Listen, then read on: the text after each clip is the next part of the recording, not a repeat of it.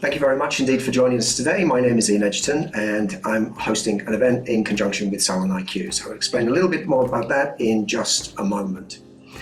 To begin, I think it's fair to say that the easiest way to separate your business from anyone else's is to deliver great customer service.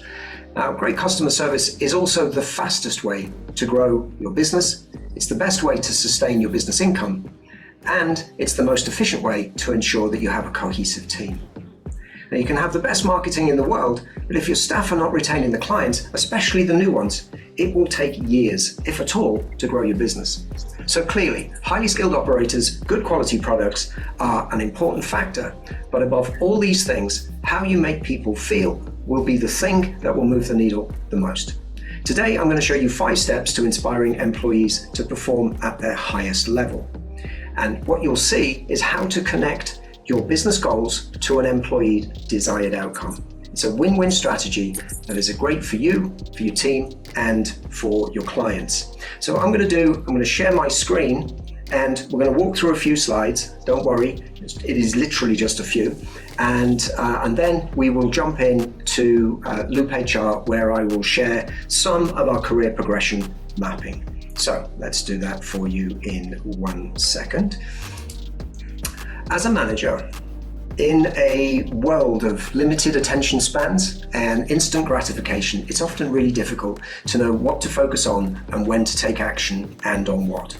So over the next 20 minutes, 25 minutes max, I'd like to help you significantly move the needle in your business, engage your employees more, and show you how to maintain focus and energy as you work with your employees to maintain your position as the salon of choice in your area. So let's dive in. But first, I want to just do a quick introduction of not only myself, but also the work that we do with SalonIQ. The first 25 years of my working life, I was a hairdresser, and for much of that, I studied business, leadership, personal, and people development. I've owned and ran my own hair and beauty salons for about 20 years, and I developed software to help me run better businesses generally. Today, Loop HR is my full-time job, and through our onboarding sessions and software, we provide the business framework and people management strategies needed to run a successful hair and beauty business. Now, it's probably helpful to explain that by nature, I'm a people-first manager. And what I mean by that is I will be easily distracted by people issues rather than the facts. So I've learned to use a management framework to keep me and my team on track. So what I wanted to really highlight at the very beginning is how proud we are to be working with SalonIQ, and our integration of our system allows us to support you and your team, ensuring you have the best front of house and back of house business tools for you, your team, and your clients. Okay, let's dive into the first step. The inspiration for this event came from our new career progression planning tools, and we want to make it as simple as possible to plan someone's career pathway. Now, this allowed us to understand where the employee is today and where they want to be. And we've narrowed it down to 5 key points.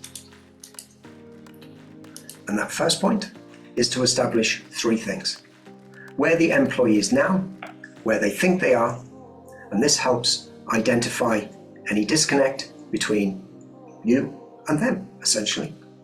So to find the answer to these points, I would suggest that you consider what is their job role, are they fulfilling it, and where do they excel? Their experience, what's expected, and identifying any gaps for their current role. And then their salary. Are they bringing value to the business? Now, you could measure value not just by the sales income, but by the impact it would have if they were to leave. And how would that impact profits? How could it impact the team and your client base?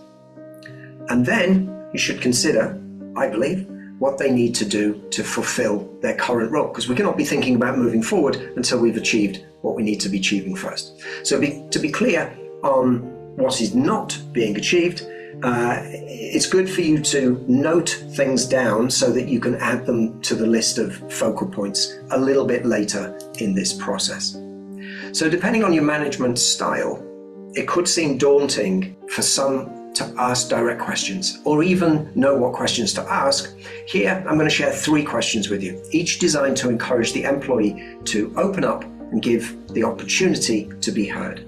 Now, it may seem difficult to ask these sorts of questions, so what I'd say is if you think about it as a consultation with a client, the better the consultation, as in the better the questions, the better you'll understand how the employee is feeling, and you'll have a clearer idea about the outcome there's likely to be. So if you ask the team member, where are they now? But give them a more focused question. So for example, tell me about your current role, your responsibilities. What are your main duties and which of them do you enjoy or do well? What do you consider your key strengths or standout contributions? Where do you feel you add the most value to the team or to the business? And can you identify gaps or challenges? And that would be areas in your current role where you feel difficult or underdeveloped. You see, this sort of questioning, as uncomfortable as it may seem, you're giving the employee the opportunity to open up. You're adding levels of accountability. And as they answer, the penny will drop as to who's accountable for their actions and their financial success. It may take some time. Now, if this has not been your culture, as I just said, it could take time to build the trust. It can take a few sessions to get the employee to open up sufficiently to have a significant move. However, every transaction will move that needle just a little until you empower the employee to open up. There is open dialogue, accountability, and trust.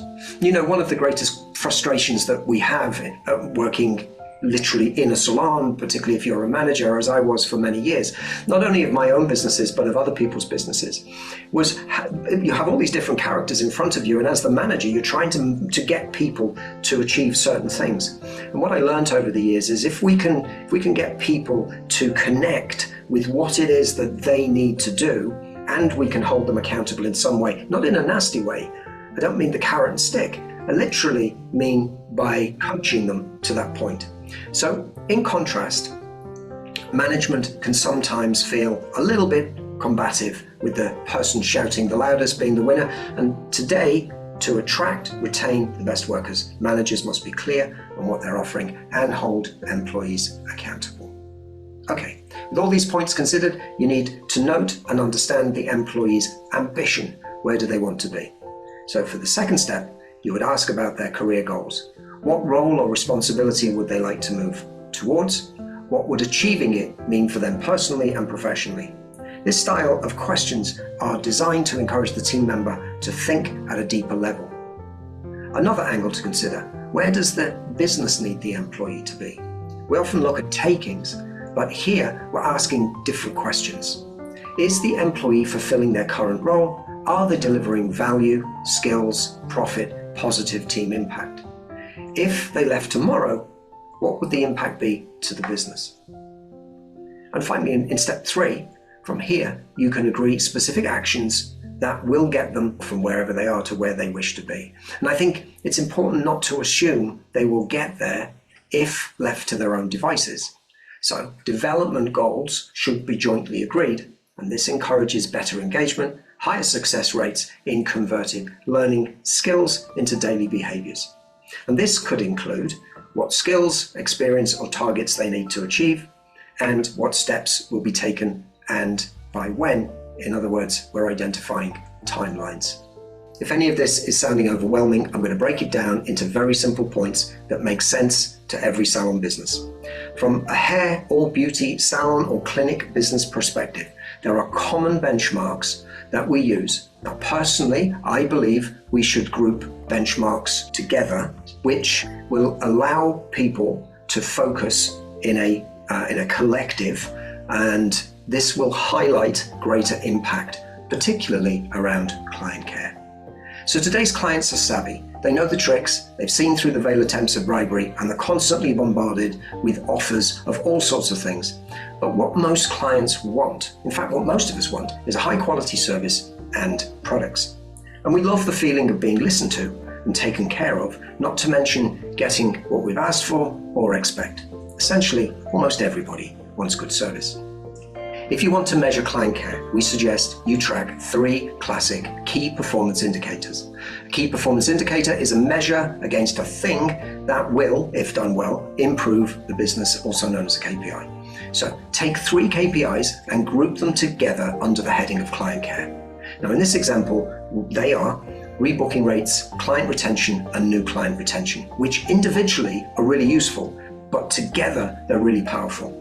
Now, as a SalonIQ user, it's easy to find this information on your dashboard. And from this point, I'm going to share Loop HR career progression mapping. And here you will see how these grouped KPIs come together to inspire your team members and to focus on the things that can move the needle for them and for your business. So excuse me, just whilst I change screens.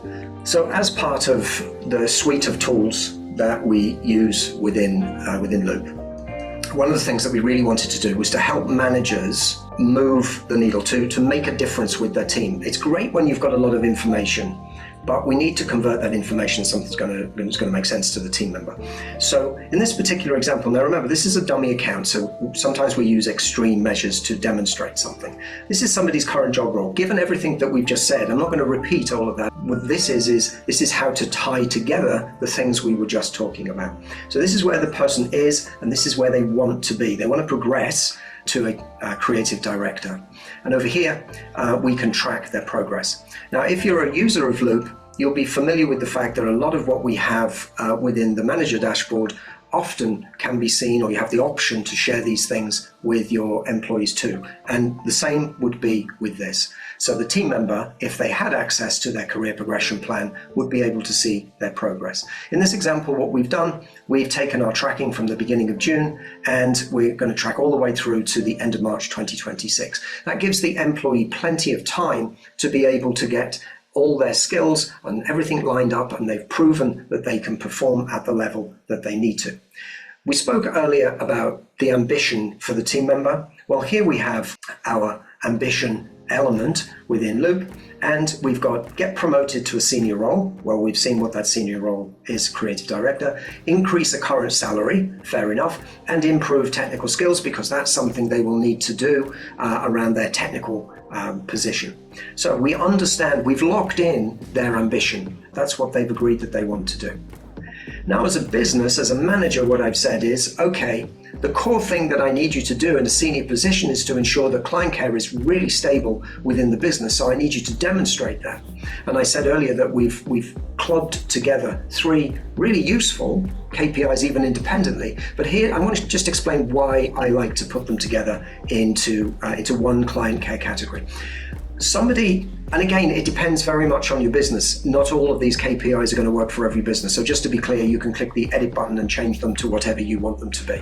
But for this example, rebooking rates, we've set a target of 60%. And again, please ignore the targets. They're not advice. They're just guidance for this example. So we want 60% of clients to rebook before they leave the business.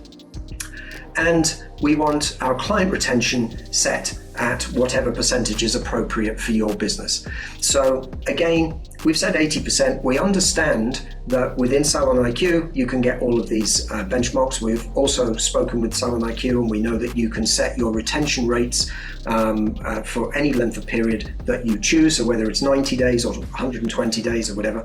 So with client retention, this is something for a long-standing team member is usually quite strong. So it's this one that's the powerful one. This is the thing that is going to move the needle, new client retention. Now, the industry average is really quite poor. We lose about 67% of new clients, generally speaking. So if we set a target for 60% of new clients to return, and whatever time frame that you set within SalonIQ, you can track it here. And the team member is now going to go, well, I'm really quite good at rebooking rates and I'm good at client retention. But so what we've done is, and the team member can access this if they have access to the whole function, we've put tips on why first impressions count. We explain what good looks like and where they can find the information. But the employee can even update it themselves. It's really very simple. And as we progress our integration with SalonIQ, I'm sure eventually we'll be able to pull this information in as well.